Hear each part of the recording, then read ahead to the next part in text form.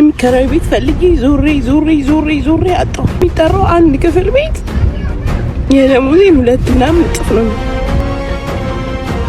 አንድ ትልቅ አባባል አለ። ምኽሪ ሓደ ትህት ምድሪ፣ ምኽሪ ክልተ ልዕሊ ምድሪ፣ ምኽሪ ሰለስተ ዘርኢ ምድሪ ይላል ትግራይ። እኔ ይሄ የምክክር ኮሚሽን ነው ከሚባል ይልቅ የብልጽግና ጉባኤ ነው ቢባል ለኔ አሳማኝ ይሆናል። ከጠረጴዛም አልፎ ወደ ሌላ ነገር የተረማመደን ጥያቄ መፍታት የማይችል ምክክር ኮሚሽን። ይህን ስናገር ስለ አመጽ፣ ስለ ነውጥ፣ ስለ ብጥብጥ ሰላም ጤና ይስጥልን። በሰንደውቃችሁልኝ በአዲስ ቪዲዮ ተመልሼ መጣሁ። በዚህ ቪዲዮ የምንመለከተው በአዲስ አበባ ከተማ እንግዲህ በኑሮ ውድነቱ ላይ የቤት ኪራይ ተጨምሮ እንግዲህ ብዙዎችን እያስቆጣና ያናገረ ይገኛል። በዚህ ጉዳይ ላይ እንግዲህ ብዙዎች ምሬታቸውን እየገለጹ ይገኛሉ። አብረን የምንመለከት ነው የሚሆነው። እንደዚሁም ደግሞ ሀገራዊ ምክክር መጀመሩን አስመልክተው እንግዲህ ጠቅላይ ሚኒስትር ዶክተር አብይ አህመድ በትግርኛ ያሳለፉት መልእክትን ብዙዎችን እያነጋገረ ይገኛል። ምንድነው ያሉት? ለምን ተናገሩ? እንደዚህ ብለው አብረን የምንመለከት ነው የሚሆነው። ላይክና ሼር ማድረጋችሁን ሀሳባችሁን ኮሜንት ማስቀመጣችሁን እንዳትረሱ። ሰብስክራይብ ለምንድነው የማታደርጉት? ወደ ጠቅላይ ሚኒስትር ዶክተር አብይ አህመድ ነገር ከመሄዳችን በፊት እንግዲህ ተደጋጋሚ እንዳየነው እንግዲህ ያው ኑሮ ውድነቱ ኢትዮጵያ ውስጥ የማይነገር ነው፣ ሁላችንም የምናውቀው ሀገራዊ ወገዛዊ ጉዳይ ነው። እንግዲህ የኑሮ ውድነቱ ጉዳይና አሁን ላይ የቤት ኪራይ በአዲስ አበባ ከተማ ተጨምሮበት እንግዲህ ብዙዎች እንግዲህ ምሬታቸውን እየገለጹ ይገኛሉና እታችንን ስሟት። የሚከራይ ቤት ፈልጊ ዞሬ አጣሁ። የሚጠራው አንድ ክፍል ቤት የደሞዜን 2 ምናምን እጥፍ ነው። የደሞዜን እጥፍ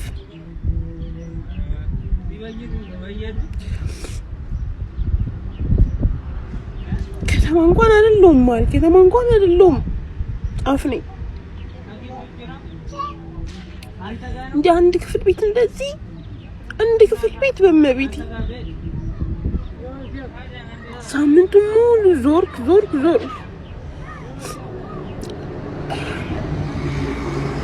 የምር በጣም ነው የደከመኝ። በጣም እንደምን ያለቀ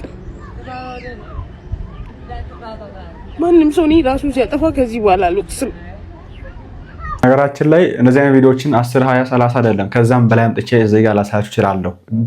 ጊዜ ማቃጠል እንዳይሆንብን በተደጋጋሚ ስላየ ነው ወዳ ተመሳሳችሁ ማየት ስለምትችሉና ባለፈውም እንግዲህ እቼታችን አይተን ነበር። አረው የመንግስት ያለ የህግ ያለ የጠቅላይ ሚኒስቴር ያለ የከንቲባ ያለ የቤቶች አስተዳደር ያለ አረ ስለ መድኃኒዓለም የትኒ ስለ መድኃኒዓለም ከሀገራችን ወጥተን የት ሄደን እንኑር?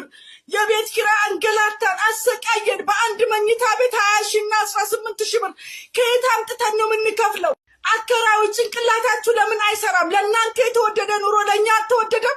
ለእናንተ ለምታስተምሩት ልጅ ገንዘብ ስታወጡ የእኛ ልጆች አይማሩም?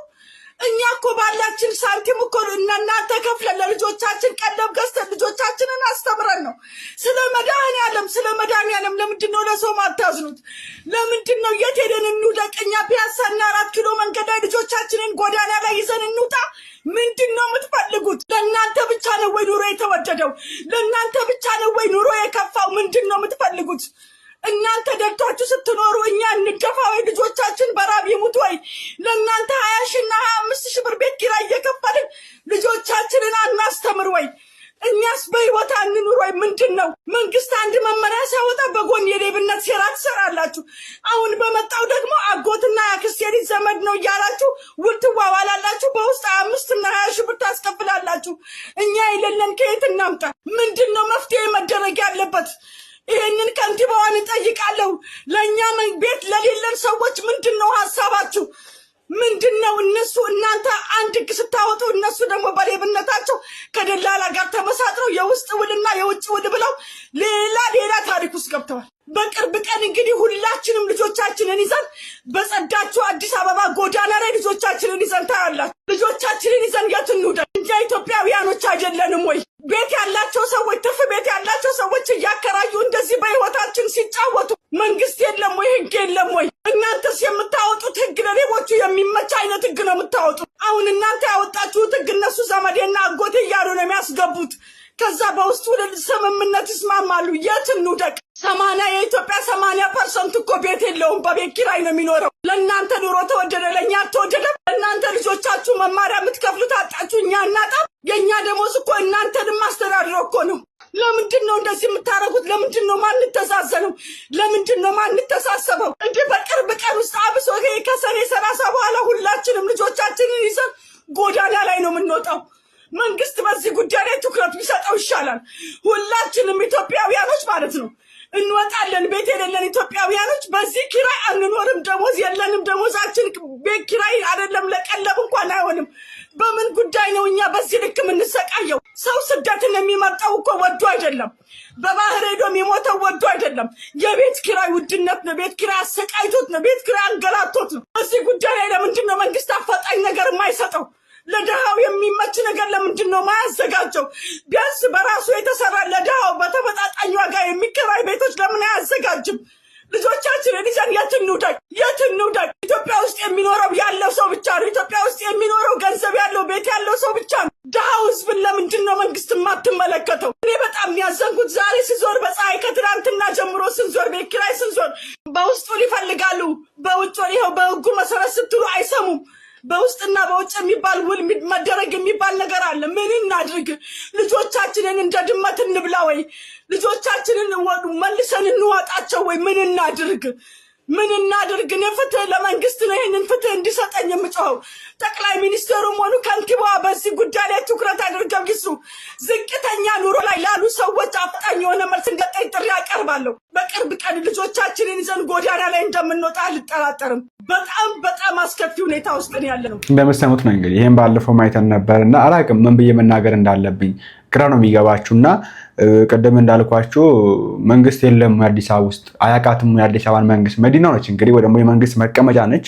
ነገር ግን አያቃትም ያስብላችኋል ያለው ነገርና በተለይ ኑሮ ሁኔታ እንዳለ ሆኖ አሁን ደግሞ የቤት ክራይ በተለይ አሁን በዚህ በሁለት ሶስት ወር ውስጥ የት እንደደረሰ እግዚአብሔር ይወቀው። ከመቼው መች እንደዚህ እንደተነጠቀ አላቅም። ግራ ይገባችኋል። ቼክ ለማድረግ ሞክሩ። ቅርባችሁ ያለውን ቤት ሄዳችሁ ቼክ ለማድረግ ሞክሩ። ክራይ ቤቶች ቼክ ለማድረግ ሞክሩ። ማንም ሰው እኔ ራሱን ሲያጠፋ ከዚህ በኋላ አልወቅስም። የሚከራይ ቤት ፈልጌ ዞሬ አጣሁ።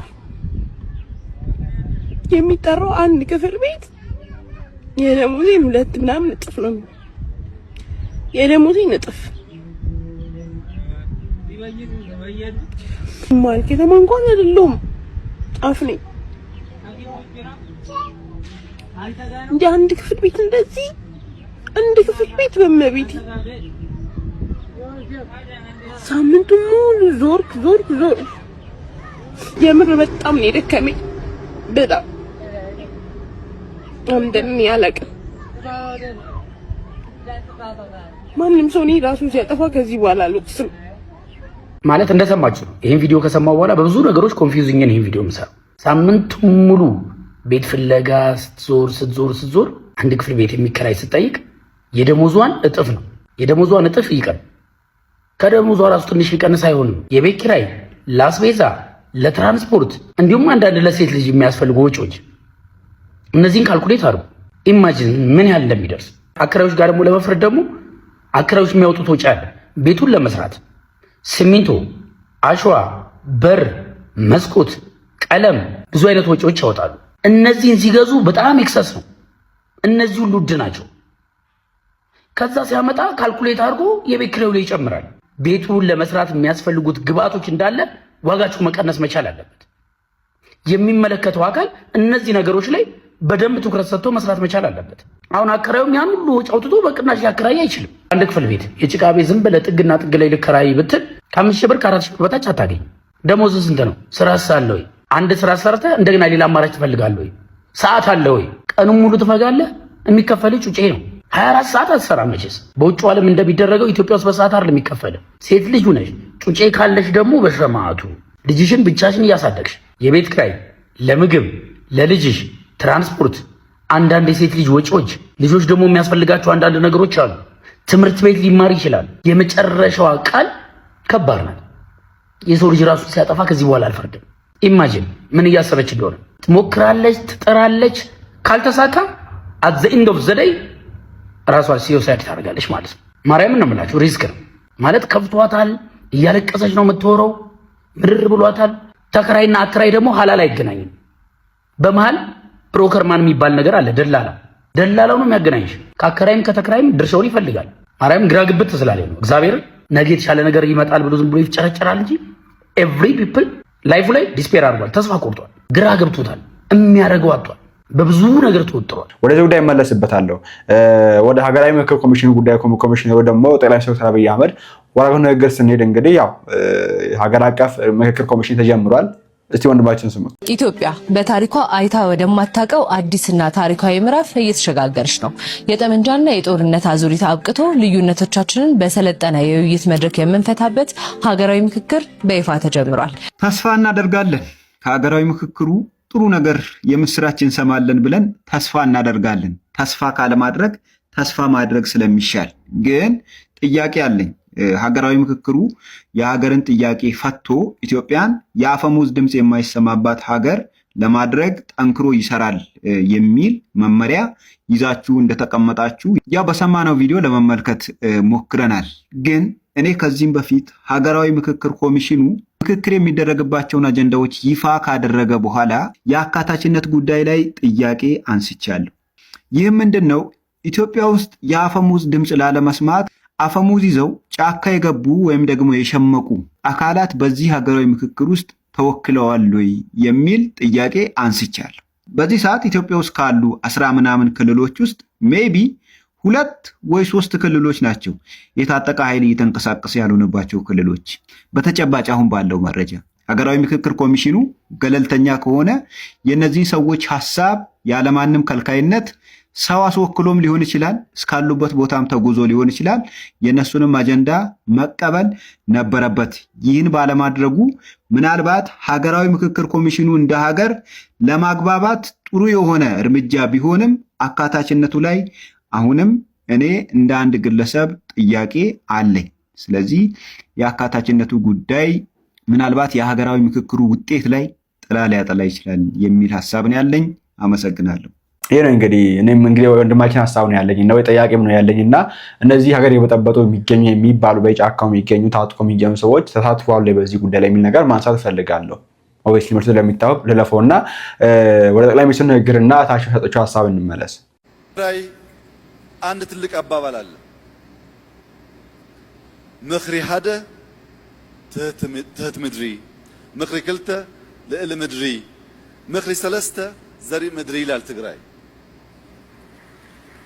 የአንድ ሰው ምክር ከምድር በታች እንደተቀበረ ነገር ነው፣ ዋጋ የለውም። የሁለት ሰው ምክር ግን ከምድር በላይ ነው፣ ይታያል። የሶስት ሰው ምክር ግን ምርጥ ዘር ነው፣ ይበቅላል፣ ይለመልማል። በስታችሁ ምከሩ ይላሉ።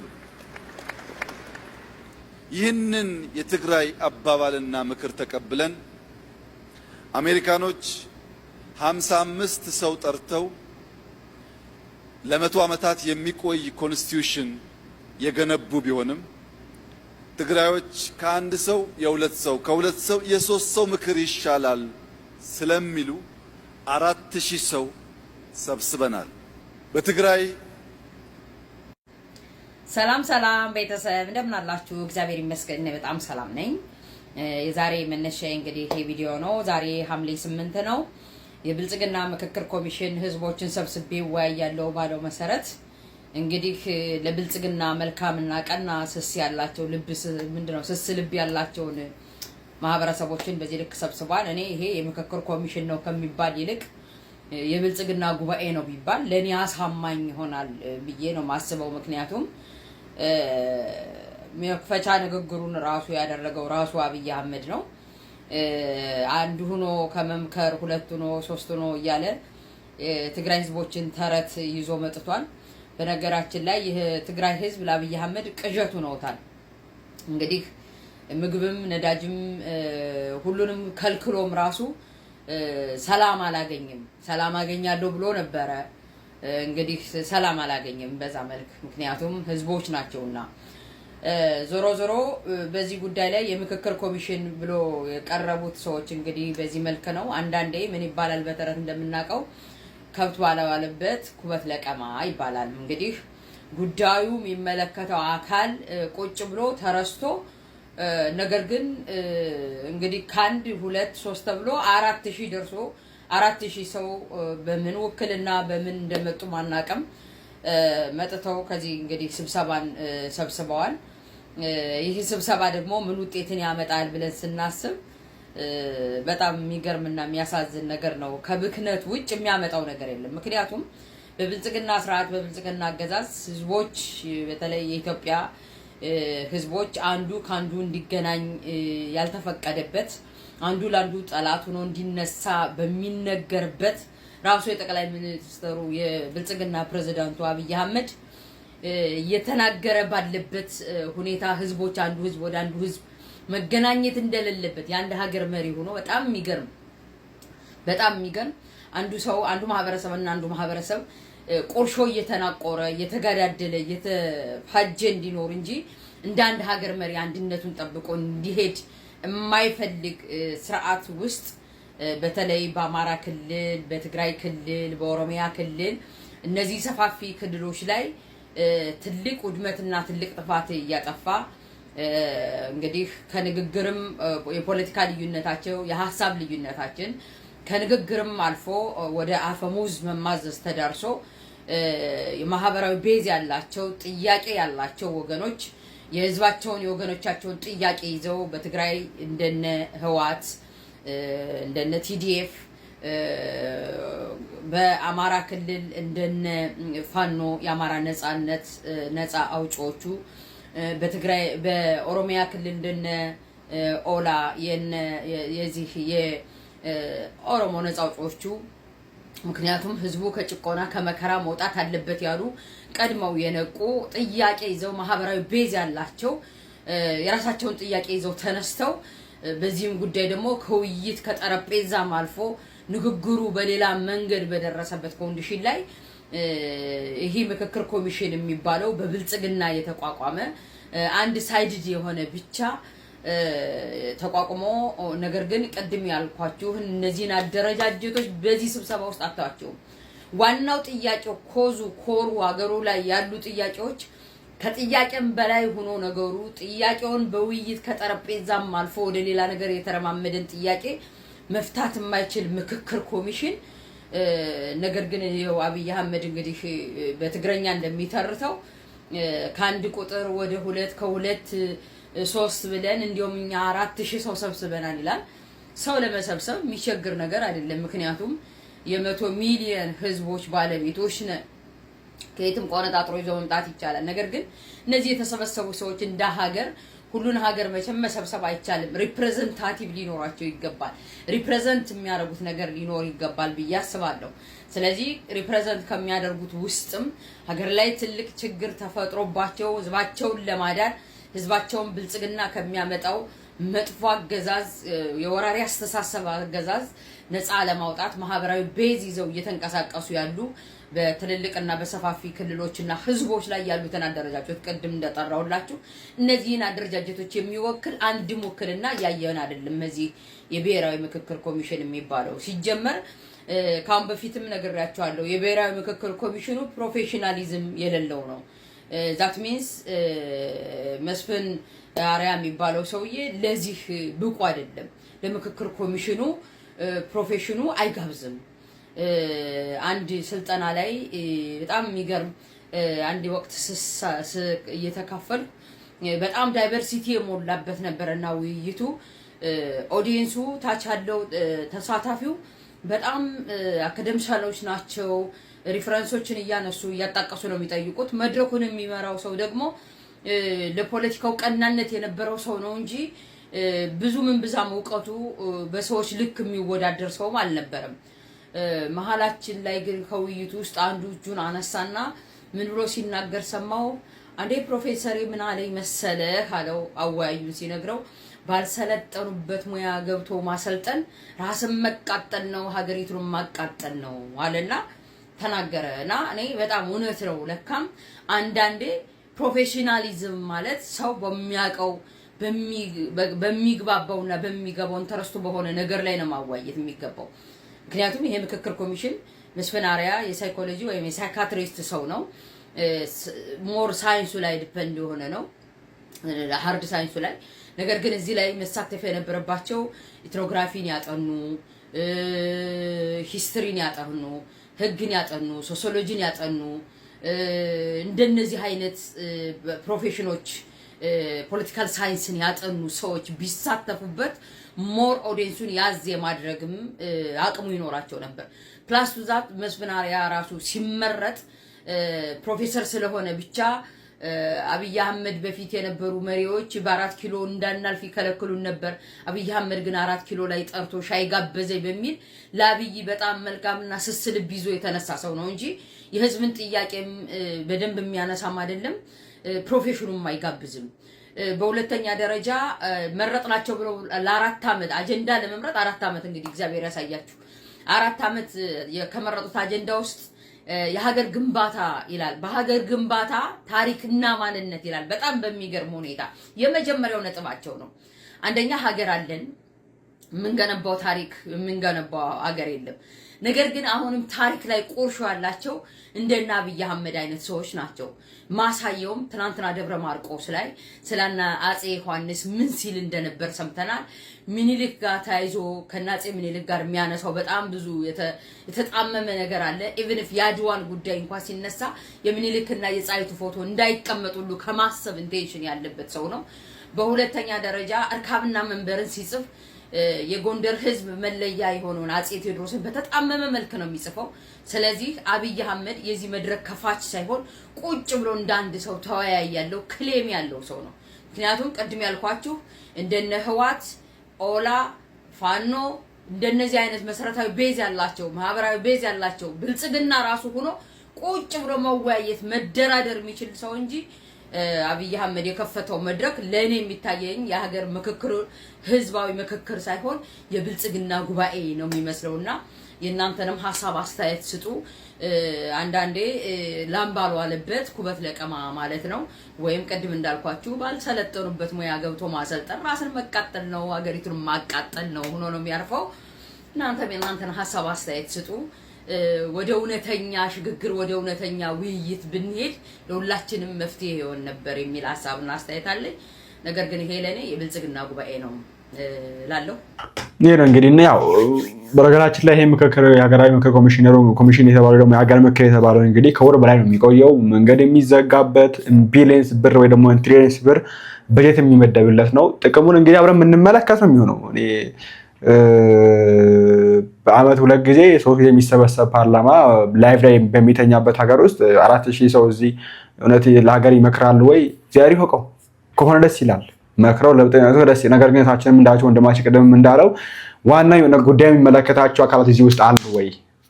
አንደኛ። ሁለተኛ ደግሞ እነዚህ ሰዎች ማን ይወከላቸው? ገና ከጀምሩ እነዚህን 4000 ሰዎች ማን ይወከላቸው? ከየትኛው ከየት ነው የመጡት? ኦኬ፣ የትኛው ህዝብ ወክሏቸው ነው የመጡት? ማን ነው መርጧቸው የመጡት? የህዝቡን አጀንዳ ያውቃሉ ወይ? እንዴት ሳወቁ? ጥናት አድርጓል የሚል ነገር ተነስቷል የሚል ነገር ማንሳት ፈልጋለሁ። ወይ ዝም ብሎ 4000 ሰው ይሙሉ ተብሎ ጨቅ ተደርጎ ተሞላ ከዛ ተጀመረ ነገርየው። እንደዛ ከሆነ ይሄ የሚመደበውን በጀት ማጥፋት እና ጊዜ ማቃጠል ነው የሚሆነው እና አሁንም ቢሆን ይጠቅማል ብዬ አስባለሁ። ነገር ግን የሚጠቅመው እውነት ከልባችሁ ለሀገር ከመከራችሁ ነው እንጂ ለሚዲያ ፍጆታ ብቻ ባይሆን መልካም ነው ብዬ አስባለሁ። ጊዜን ማቃጠልም እንዳይሆን ሰዎችንም ስራ አስተጓጉላችሁ መንገድ ዘግታችሁ የሀገሪቷንም ብር ተመደወላችሁ ባካችሁ ፍሬ ያለው ነገር ስለሆነ አልፈልጋለሁ። እዚህ ተሰባሰባችሁ ይሄን ነገር የምትመለከቱ ከሆነ ማን እንደወከላችሁ እግዚአብሔር ይወቀው። ግን ብቻ የሆነ ሆኖ ማለት ነውና እንግዲህ እንደዚህ አይነት መልእክቶችን የሰማን ነው የምንገኝ። እንግዲህ በዚህ ወደ ላይ ካለጅላችሁ ምቀርብ ነው የሚሆነው። የሚከራይ ቤት ፈልጌ ዞሬ አጣሁ። የሚጠራው አንድ ክፍል ቤት የደሞዜን 2 ምናምን እጥፍ ነው። የደሞዜን እጥፍ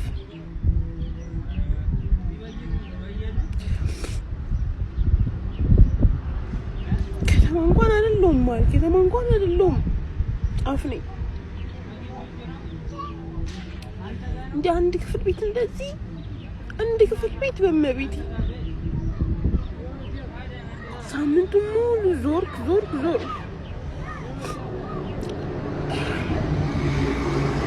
የምር በጣም ነው የደከመኝ። በጣም እንደምን ያለቀ ማንም ሰው ነው ራሱ ሲያጠፋ ከዚህ በኋላ አልወቅስም። አሁን ላይ የመከራ ዕቁብ ደርሶት የሚወጣለት ደግሞ ሀዘኑን የሚገልጽ ተረኛ ሰው ማን ነው ማለት ነው የጀመርነው እንጂ ሁላችንም በየተራ ሀዘናችንን፣ ችግራችንን፣ እንጉርጉሯችንን፣ ስቃያችንን በዚህ በሶሻል ሚዲያ ዘመን ማንም ሰው ችግሩን ደብቆ በማይዝበት ገበና የሚባል ነገር በሌለበት ዘመን ላይ አውጥተን እየተናገርን ነው ያለን። አንዳንድ ችግሮች እዚህ ሶሻል ሚዲያ ላይ ቫይራል ይወጣሉና ሰዎች ቫይራል ነገር ይወዳሉ። ቫይራል የወጡ ችግሮች ደግሞ ቻሌንጅ ይደረግላቸዋል። እስቲ ቻሌንጅ እናድርግ፣ የዚህን ሰው ነገር እንቀይረው፣ ይህን ሰው እንደግፉ ይባላል። በጣም ጥሩ ነገር ነው ቻሌንጅ አድርጎ ሰውን መደገፍ፣ ሰውን ማንሳት። ለዛም ግን ችግር ቫይራል መውጣት አለበት። ሰዎች ካልተመለከቱት፣ ችግር ብዙ ላይ ካላገኘ፣ ብዙ ሰው ካልተመለከተው ማንም ሊረዳህ ይነሳል።